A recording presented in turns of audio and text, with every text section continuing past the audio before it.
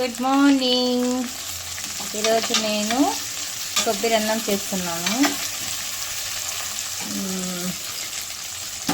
అంటే పలావ్ లాగా చేస్తున్నాను. చాలా బాగుంటుంది. ఈరోజు స్పెషల్గా చేద్దాం అనుకున్నాను. ఇది స్పెషల్ కూరగాయలు వేసాను. క్యారెట్, బీన్స్, పుదీనా. నలుగురికి మాత్రమే చేస్తున్నాను. కస్టమర్స్ కావాలి అన్నారు.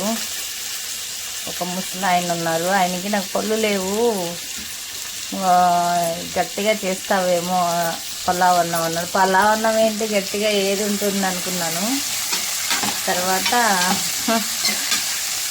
వాళ్ళు అన్నారు ఎక్కడో తెచ్చింటే కొంచెం గట్టిగా ఉందంట. నేను అలా ఏం చేయనులే, నేను బాగా చేస్తానన్నాను. కొబ్బరి అన్నీ వేసి చేస్తాను అన్నాను. పలావ్ అన్నంలో కొబ్బరి వేస్తావా అన్నారు. ఎలా ఉంటుందో అతను తిన్న తర్వాత కామెంట్స్ చెప్తాను. బాయ్. కొబ్బరి అన్నం రెడీ అయింది. చూడండి ఎంత బాగైందో.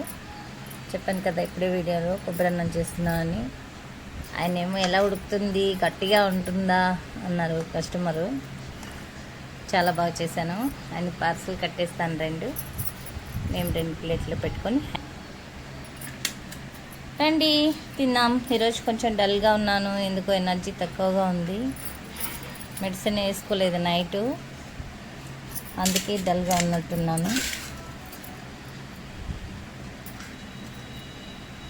కింద పడిపోయింది. Bye guys.